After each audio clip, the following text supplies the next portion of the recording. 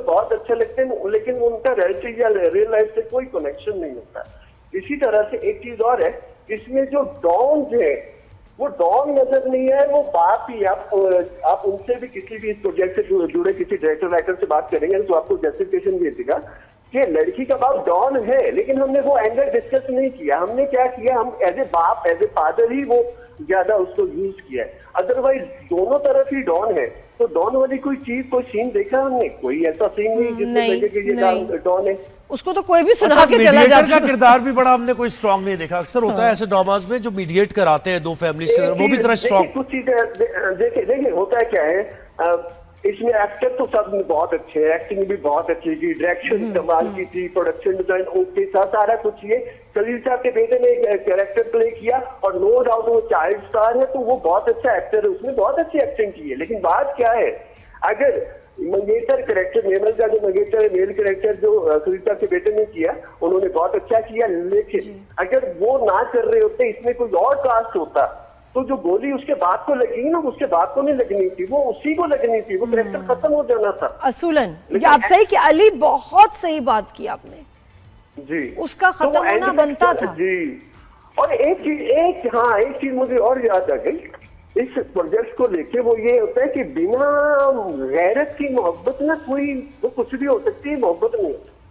आपको किसी से मंगनी की, मोहब्बत की, आपने किसी के लिए उसको छोड़ दिया, आप अपने रास्ते, आपकी मंगेतर आपकी वो अपने रास्ते, लेकिन आप उसके चाहने वाले के पास जाके चाय कॉफी पे अपनी मंगेतर डिस्कस नहीं करते जिसको आपने छोड़ दिया। बिल्कुल बिल्कुल, कि जैसे पास की जा रही है जी, आप में ले लें, अब आपकी हुई, अब ये तुम्हारी हुई, अब वो तुम्हारी हुई जी। लास्ट एपिसोड की बात कर लें, मतलब जो उनका एक्स मैनेजर है और मंटो साहब इकट्ठे एंटर हुए शादी हॉल में, और वो हंस के कह रहे हैं कि पुरानी महबूबा को 21 तोपों की सलामी देने आ रहे, मतलब तंज कर रहे हो आप अपनी एक्स मंगेतर पे, हंसते हुए कह रहे हो आप ये कि ये तो गली मोहल्ले के लड़के करते हैं, अपने महबूबा हो तो ऐसे डिस्कस करते हैं गली चौराहों में बैठ के, ऐसे नहीं करते। एक चीज और है, पूरे ड्रामे, अच्छा राइटर साहब का थोड़ा सा, सलील साहब मेरे उस्तादों में से है, लेकिन क्या है कि उनका स्टाइल ये है कि जो वो बोलते हैं ना वो करते नहीं है।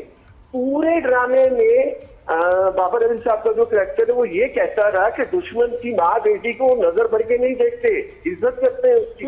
और पूरे ड्रामे में एक ही दफा जो पुप्पो का कैरेक्टर साइमा जी ने प्ले किया, एक ही दफा उनके सामने आई है जो उनकी जवानी की मोहब्बत है, और जब वो सामने आई है तो आप खुद पलक झपकना ही भूल गए। जो आप पूरे एपिसोड में, पूरे ड्रामे में, पूरे प्रोजेक्ट में आप अपने बेटे को समझा रहे हो कि दुश्मन की बेटी की माँ बहन की इज्जत करते हैं, लेकिन आपके सामने दुश्मन की बेटी उसी को जबरदस्ती से मतलब उठवा ही लिया तकरीबन, जो जबरदस्ती उसको की मजबूर किया कि जी शादी उसको करनी पड़े, बेटे को उठवा लिया। वैसे ये तो बेटे को थोड़ा सा किडनैप कर नेचुरल लिया। रिएक्शन भी हो सकता है ना, पुरानी मोहब्बत उनकी है, वो काफी अरसे से नहीं देखा उन्होंने, ऐसा कोई नहीं था। देखिए ना ये तो यही जी जी जी। और फरहाद भी तो मोहब्बत कर रहा है। देखिए मोहब्बत करने का तरीका सेम था। देखिए फरहाद नेगेटिव कैरेक्टर था, जान मोहब्बत में किसने दी?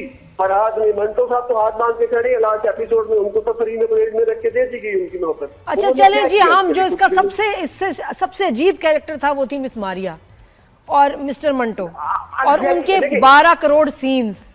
ये बताएं ये कैरेक्टर क्यों लिखा गया, क्या राइटर क्या सोच रहे थे मिस मारिया के बाद में लिखते हैं? देखिए एक तो अच्छी बात है मंटो के साथ मारिया का कैरेक्टर लिखा गया। अगर वो फीमेल या मारिया का कैरेक्टर ना होता तो वो किसी मेल का कैरेक्टर होना था।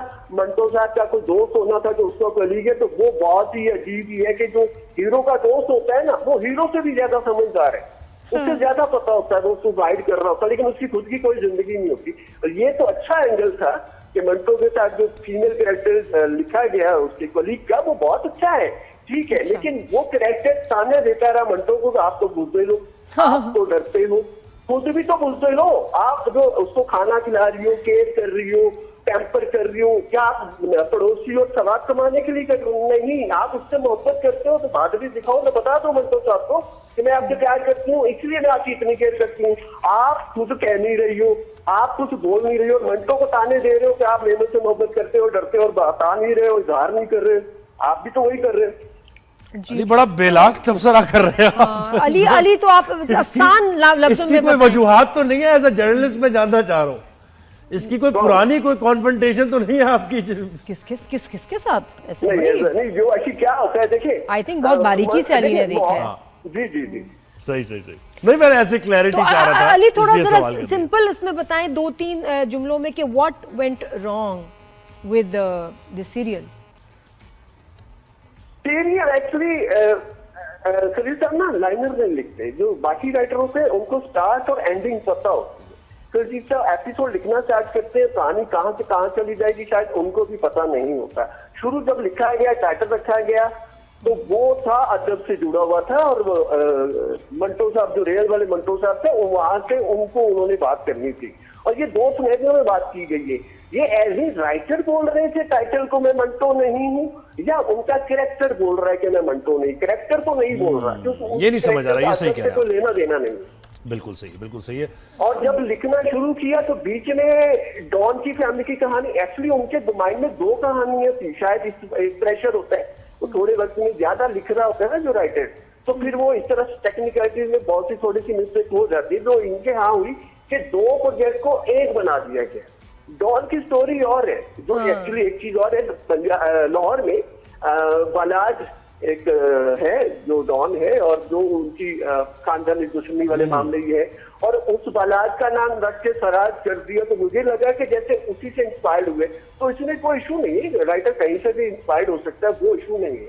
लेकिन मंटो की मोहब्बत, मंटो की बुज़दिली, वो कहानी और है, और डॉन की दो फैमिली की स्टोरी लाइन है वो और है, तो दोनों को मिक्स कर दिया गया। तो मेन स्टोरी कौन सी है? डॉन वाली फैमिली की मेन स्टोरी है। डॉन जो मंटो की स्टोरी लाइन है वो तो स्पोर्टिंग स्टोरी लाइन है, वो स्टोरी को सपोर्ट कर रही है। तो मैं इसलिए कहता हूँ कि मंटो का कैरेक्टर अगर हुमायूं ना कर रहा होता, कोई और कर रहा होता, तो किसी ने इतना फोकस भी नहीं करना, उन्हें लगना था ये स्पोर्टिंग कैरेक्टर है, असल कहानी तो मंगेतर। अच्छा एक चीज और है, मेन कैरेक्टर मंटो का हुमायूं साहब ने किया है, लेकिन उनकी मंगेतर के जो लड़का है, जो खलील साहब के बेटे, जिन्होंने बहुत अच्छा उसको किया अपना कैरेक्टर को, उनके सीन और उनका स्क्रीन टाइम मंटो से कहीं ज्यादा है। उनके डायलॉग, उनके सीन खलील साहब ने बहुत दिल से लिखे हैं, बहुत अच्छा लिखा हुआ है। वो अगर हुमायूं उस कैरेक्टर में होता और कहानी थोड़ी चेंज हो, फिर भी आप कर सकते थे, तो हीरो वही लग रहा था, मेन स्टोरी वही लग रही थी। अच्छा, और ये लास्ट एपिसोड बताएं, are you happy with the ending? End में बताएं। देखिए स्टार्ट, मैं फिर क्या कहता, ये पूरी कहानी मेन कैरेक्टर लेके चले ही नहीं है।